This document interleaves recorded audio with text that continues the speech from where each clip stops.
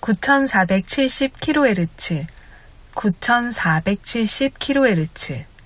여기는 RBS입니다. 대한민국 헌법 제3조.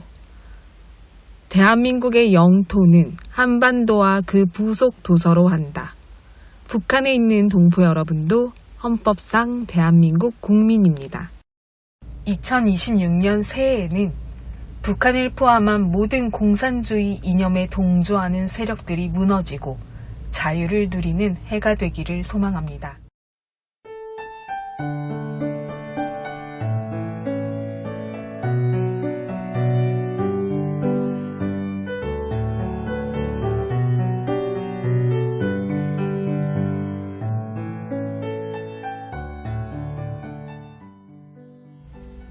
북녘 동포 여러분, 비가 쉼없이 내리고 있습니다.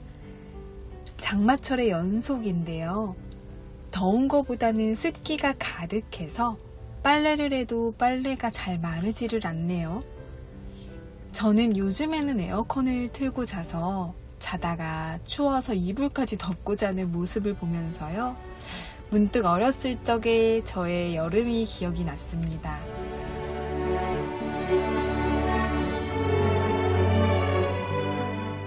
제가 아주 어렸을 때는요, 80년대였는데 에어컨이 집집마다 있는 풍경을 보기는 어려웠던 시절이었어요. 시원하게 자겠다고 한강변에 가서 돗자리나 텐트를 치고 밤을 보내기도 했었고, 또 빌라나 주택 같은 곳에 사는 분들은 옥상에서 밤에 시원한 바람을 느끼며 자겠다고 돗자리와 요를 깔고 누웠던 기억들이 납니다.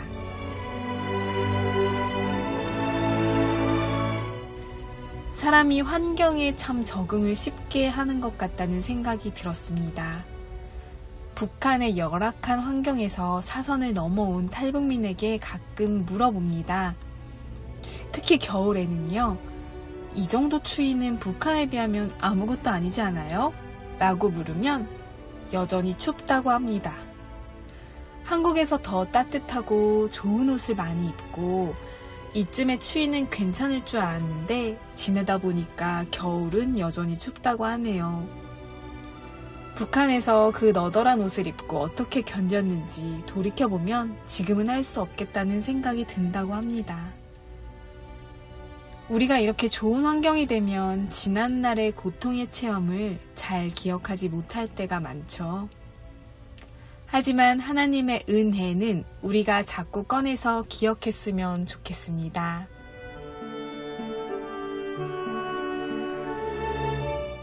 고난받을 때에 또는 고통당할 때에 내게 주셨던, 나를 건져주셨던 그 은혜를 저버리지 않고 어려웠을 때 나를 구원하셨고 눈동자처럼 보호하시고 지금도 보호하시며 하나님의 손길로 안위하시는 것을 기억하며 감사하며 하루하루를 살기를 원합니다.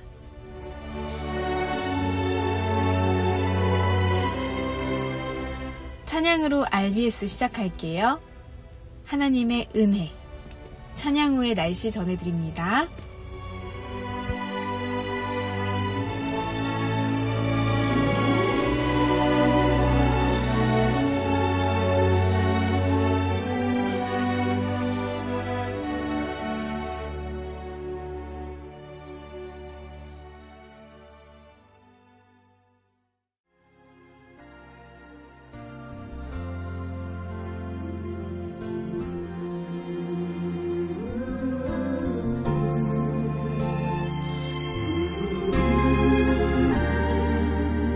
나를 지으시니가 하나님,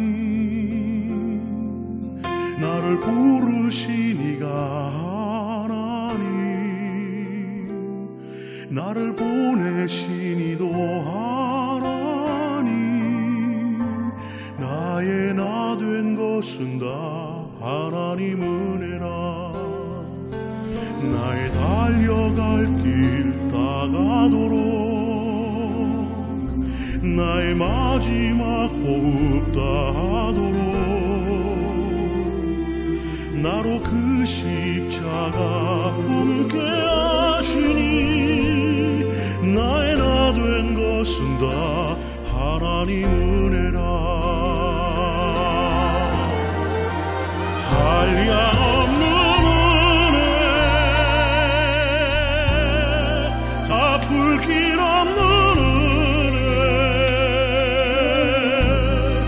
내 삶을 애워싸는 하나님의 은혜 나 주저함 없이 그 땅을 밟음도 나를 붙드시는 하나님의 은혜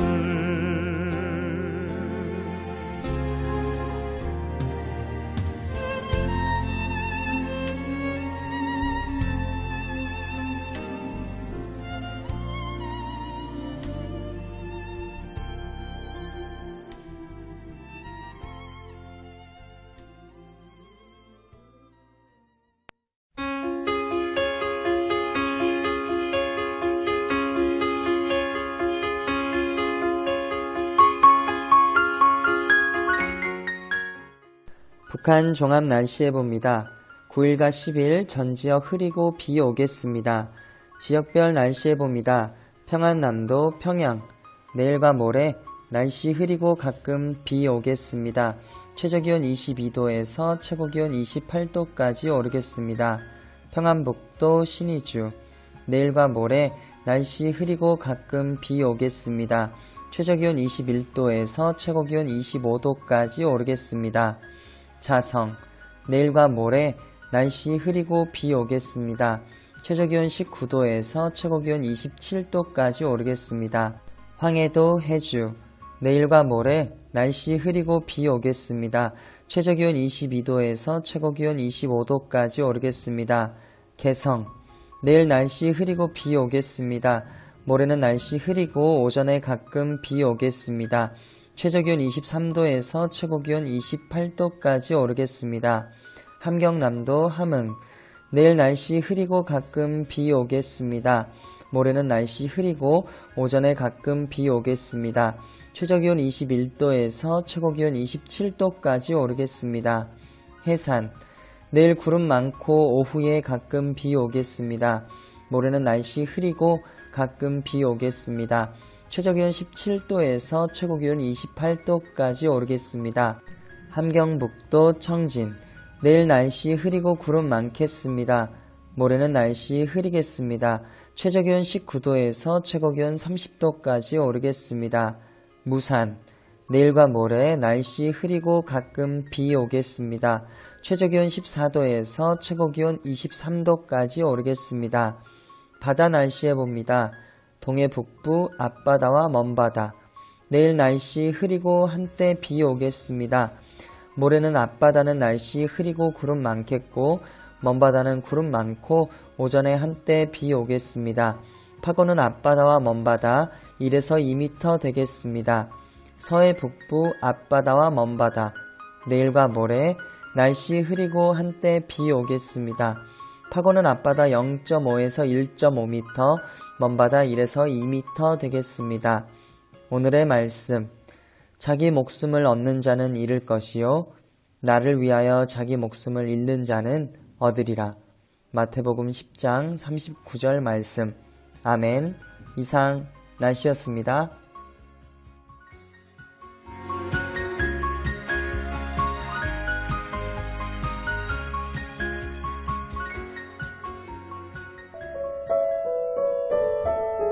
여기는 RBS 부흥복음통일방송입니다. 한국에서 태어나 자란 청년, 북한에서 태어나서 자라고 탈북한 청년이 나누는 대화입니다.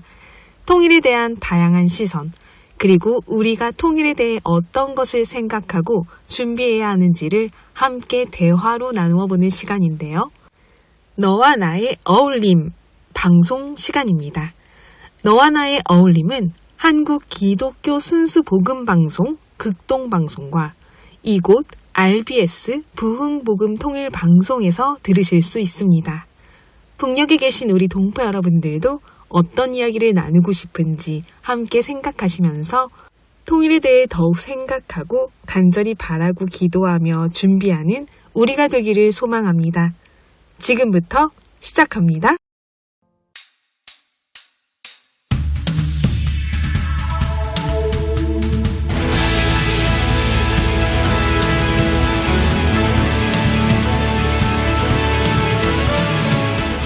통일이 되는 그날까지 통일을 위해서 준비하며 기도하는 청년들의 이야기로 함께 나눠보겠습니다. 너와 나의 어울림. 오늘도 남북한 2030 청년들 모셨습니다. 어서 오세요. 안녕하세요. 반갑습니다. 웅입니다. 옥순입니다. 철수입니다. 현입니다. 반갑습니다. 반갑습니다. 우리 웅이님, 옥수님, 철수님, 현이님까지 또 뵙습니다. 자주 뵙는. 네, 반갑습니다. 이분들과 함께 오늘은 또 어떤 이야기를 주제로 나눠보도록 할까요? 오늘 주제 먼저 살펴보겠습니다. 여러분은 국제사회의 대북 제재에 대해 어떻게 생각하시나요? 북한을 압박하고 핵을 포기하게 하는 등 변화를 위한 국제사회의 노력 중 하나입니다. 그런데 한때 북한의 변화를 위해서 햇볕 정책 등 유화책을 펼치기도 했었죠. 국제사회에는 북한의 식량 원조나 산업 발전을 위한 각종 지원을 하는 등 제재보다는 적극 지원을 했었던 적도 있었습니다. 두 방식 모두 목적은 북한의 체제 변화와 대화로의 복귀인데요. 점점 더 요원해지고 있는 북한의 변화와 대화로의 복귀. 그럼에도 유화책을 계속 펼쳐야 하는 것인지 아니면 더욱 강력한 제재 정책을 펴야 할지 여러분은 어떻게 생각하시나요? 오늘은 남북한 출신 청년들과 함께 이 이야기를 나눠보겠습니다.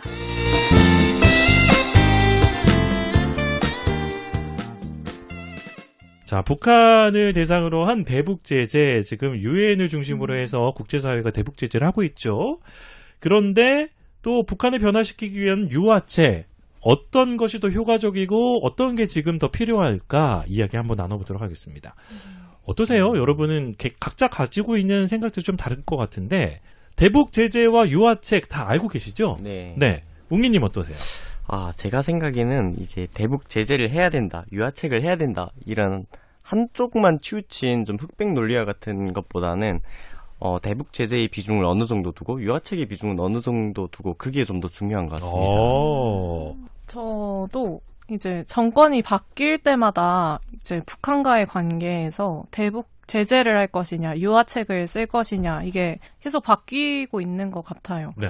그래서 지금은 이렇게 제재를 한다 했는데 다음 정권 때는 유화책을 쓸 거고 약간 이런 생각이 자꾸 드는 것 같아서 저도 그 중간 지점을 잘 찾는 게 중요하지 않을까라는 생각이 드는 거예요. 저는 사실 이 대북 제재와 유화책을 놓고 고민하시는 분들을 보면 어떤 생각이 드냐면 이게 사실은 논란의 대상이 아니에요. 왜냐하면 우리가 제재를 왜 하고 유화책을 왜 쓰는지를 생각을 그렇죠. 해보면 결국은 한 가지예요. 북한 정권을 변화시키려는 목적이거든요. 그렇죠. 북한 정권을 대화자리로 끌어내서 북한 주민들에게 유리한 정책을 하고 평화통일에 기여하도록 하기 위해서 대화도 하고 제재도 한단 말이에요. 그러면 그걸 달성하기 위해서 뭐에 집중해야 되는가를 보는데 두 개 다 써야 돼요. 근데 그때 그렇죠. 한 가지 고려해야 될 대상이 북한 주민들을 고려해야 된다는 거예요. 왜냐면 이게 제재가 주로 경제 제재가 이루어지잖아요. 근데 북한은 이제 90년대 이후에 두 개의 경제 축이 생겼어요. 장마당 시장 경제와 북한의 사회주의 계획 경제 두 개 축이란 말이에요. 여기에서 제재를 가하는 게 북한 사회주의 계획 경제에다 제재를 가하면 시장 경제가 살아나거든요. 그 시장 경제는 주민들 주도로 이루어지고 있어요. 그렇게 되면 주민들로부터 일어난 경제적인 변화가 엘리트를 타고 올라가서 그것이 정권에 곧바로 압박으로 이어진다는 거예요. 약간 요거는 조금 차차 더 말씀을 나누기로 하고. 교수님 같아. 네. 어쨌든 그 제재와 유화의 목적이 하나이기 때문에 그걸 위한 방안이 반드시 존재하는데 주민들을 돕는 것이 그 길로 가는 것을 앞당길 수 있다. 대북 제재를 했을 때 주민분들이 좀 고통을 당할 수도 있고, 네. 예, 그리고 또 유화책을 했을 때 오히려 주민보다는 지도부나 이런 사람들에게 유용이 될 수도 있는 부분도 있기 때문에, 네. 예, 이런 것들을 좀 생각을 하면서 결국에는 북한이 변화시켜야 되는 건 맞지만, 북한에 있는 2,500만 주민들에게 이득이 되는 것처럼 좀 생각을 하자. 네. 이런 말씀이시고요. 뭐 대하책을 쓰냐 유하책을 쓰냐 그거의 목적이 뭐냐가 되게 중요한 것 같아요. 그래서 그럼 주민을 목적으로 했을 때는 뭐 제재가 필요할 수도 있고 유하책이 필요할 수도 있다라고 생각을 하거든요. 네. 되게 어려운 질문인데 그래서 자주 언급되는 얘기가 뭐 인도주의적 지원이다라고 얘기를 하거든요. 그래서 그때 대통령께서 이제 인터뷰했던 내용도 보게 되면 인도적 지원에서 북한에 지원을 해서 북한 사회가 주민의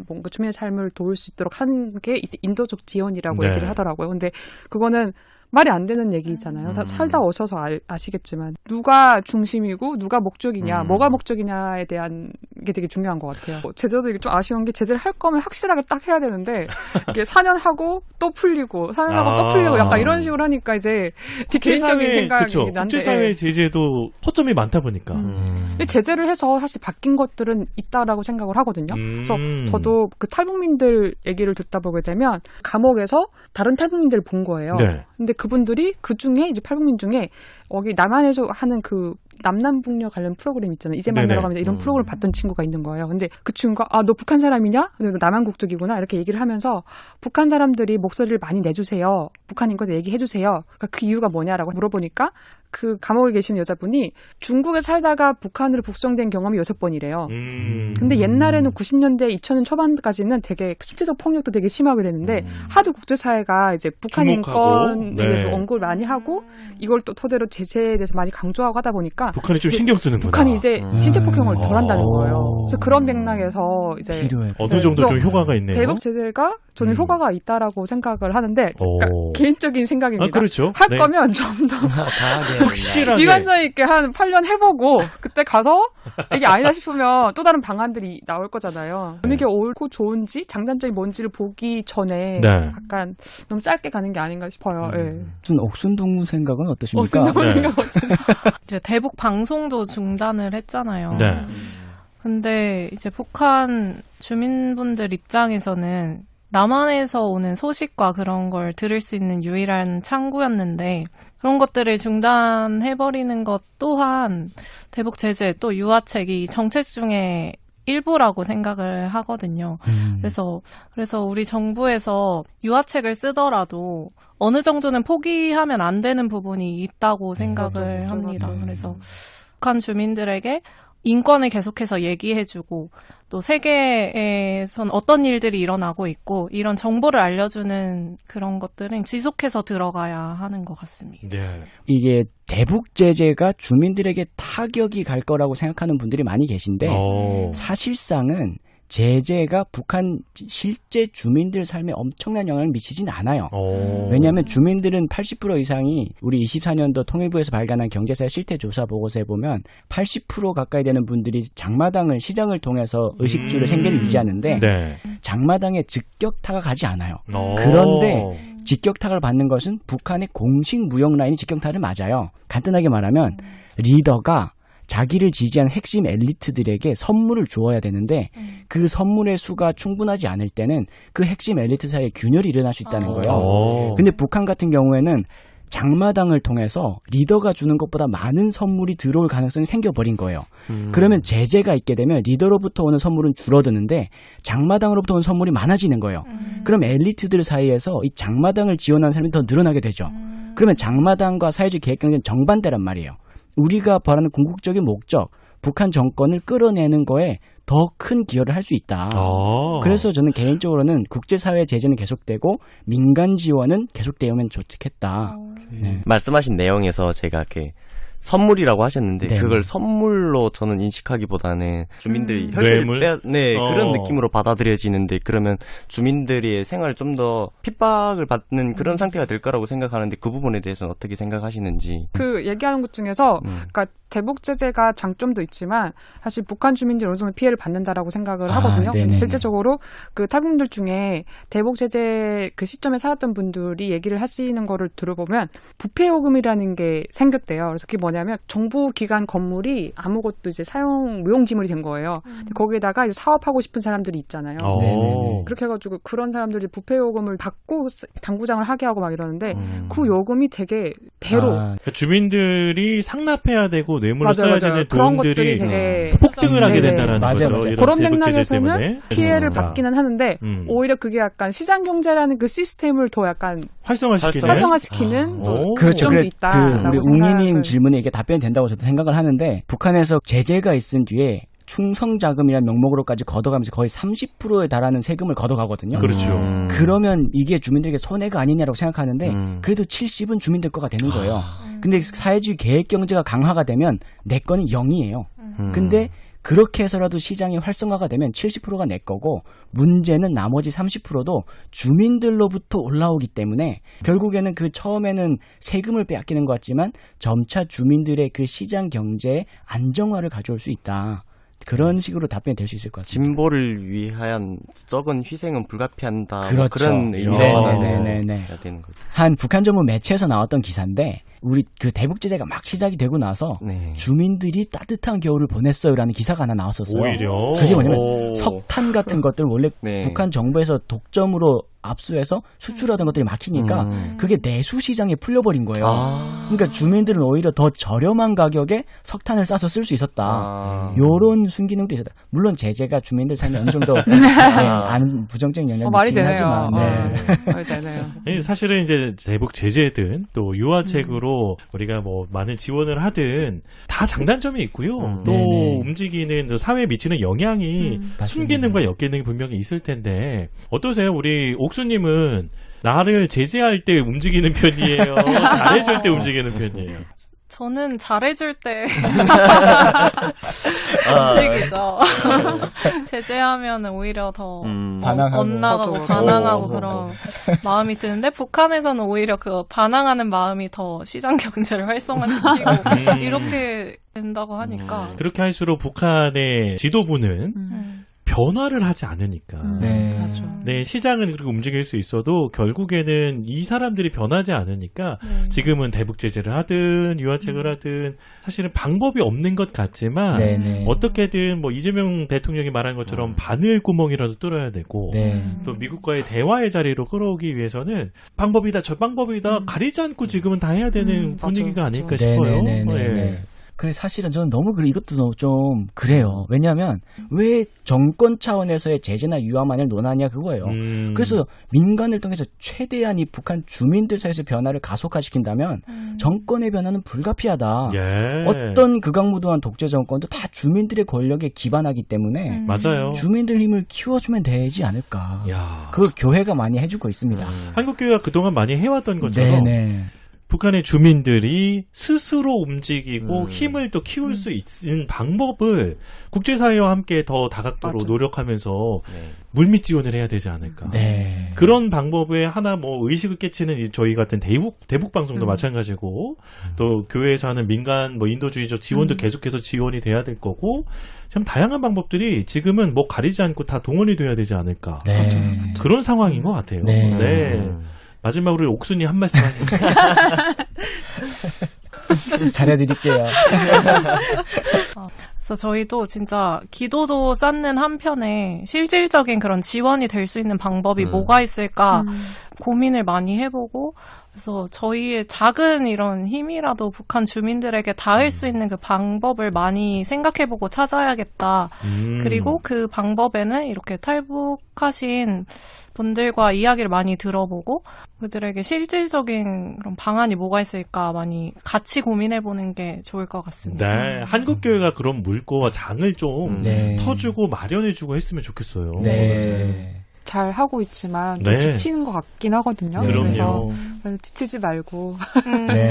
한국교회 꾸준히 계속 진짜 해주시면 너무 좋겠어요. 한국교회가 70년 동안 우리를 위해 해준 기도가 이렇게 열매를 맺고 있고 그 기도가 정말 북한 주민들을 살리고 있으니까 네.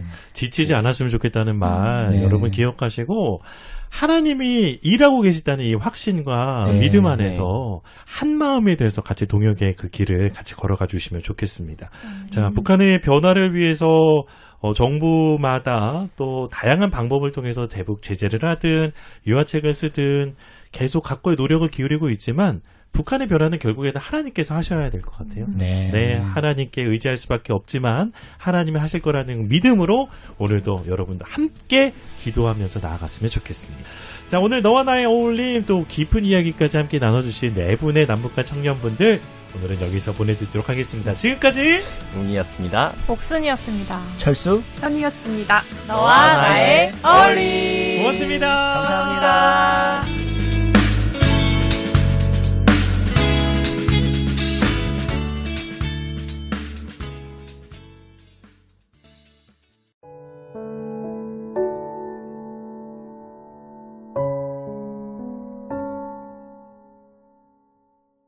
북녘 동포 여러분, 오늘 RBS 방송을 들으신 분들께서는 방송 내용의 일부라도 좋으니 주변 분들에게 조용히 나눠주시면 감사하겠습니다.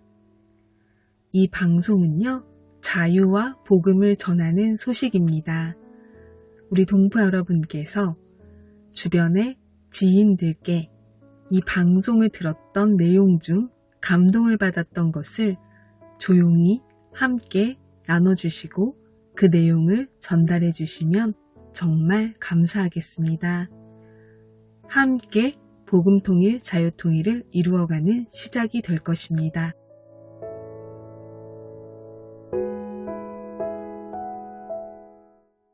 북녘 동포 여러분, 주님 안에서 정말 많이 사랑합니다. 저는 금요일 밤 11시에 또 찾아올게요. 서울에서 방한나였습니다.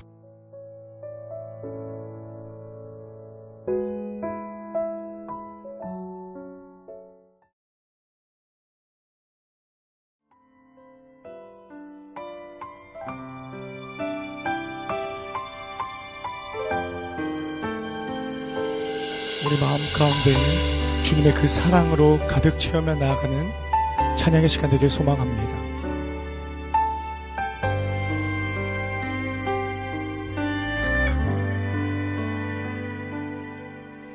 내 마음에 주를 향한 사랑이 나의 말엔 주가 주신 진리로 나의 눈에 주의 눈물 채워주소서.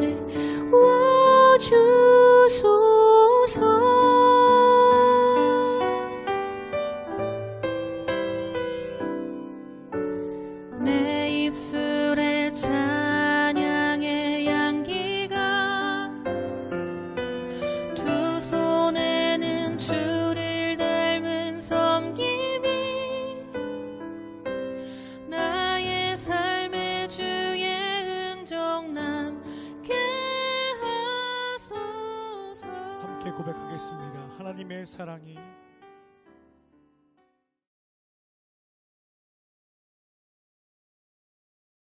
9470kHz